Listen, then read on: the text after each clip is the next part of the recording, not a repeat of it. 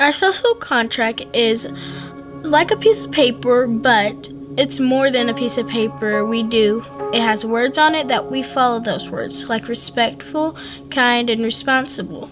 We need those words because if we didn't have our social contract, it'll kind of be weird because we'll be not following directions or not listening to each other. In my classroom, I feel like that the social contract has been one of the most successful things for classroom management. It has made my kids own their expectations. They come up with them, they decide what they're going to do, they decide what's best for our class and how we're supposed to treat each other, and that is what we do. And then they rate themselves and check themselves all day long. And so it makes them be better people, and it makes me be a better person because I'm very aware of how they want to be treated. We made that social contract so we can follow it wherever we are, if we're in school, out of school, we're out of town, or anything, because it's most important to be respectful to each other.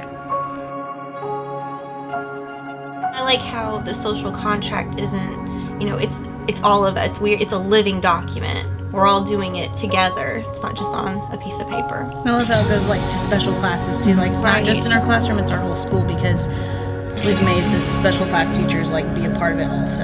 Yeah, and then that's impacted our building as a whole because our language is consistent and our expectations for our students are consistent. If a student's in the building anywhere, any teacher can go to them and ask them the questions if they are not doing what they're supposed to be doing, and they can answer the questions and they know what's coming next and they know what they're supposed to be doing. And it goes right back to that social contract. They can't say, I didn't know what I was supposed to be doing, because they know exactly what's on their social contract. And they know what's going to happen if they don't follow their social contract. Nothing's ever a surprise. No surprises. No surprises. Everybody does a lot of different things in their classroom, and I really like how we as a team open it up to staff to allow meetings in the mornings. Well, we do launch every single day, and some days we let the kids do it, and some day we do it as a whole group. And then kids shake hands in the mornings, and so everyone is greeted as they leave the cafeteria in the mornings, and so that starts their day off great too, to be greeted by somebody that's not in their classroom as well.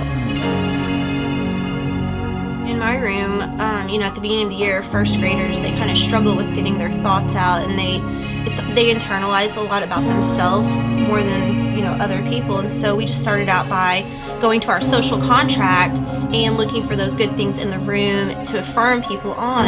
And then it just kind of evolved where we were talking about, if I noticed something, I would model that, and then they would just take on, oh, I noticed how you were being a really good friend on the playground. It just kind of evolved from just the social contract to everyday things that they're doing, not just in our classroom setting, but everywhere.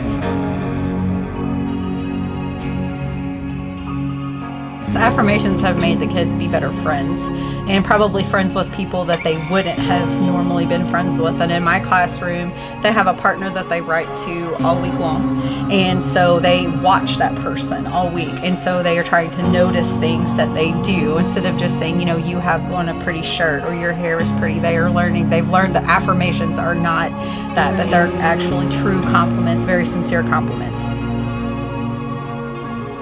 When I have my partner up on the board and I write my affirmations, there's a pockets on the door that say certain names, and if that's our partner, we put the affirmation in their pocket, and at Friday we take them out.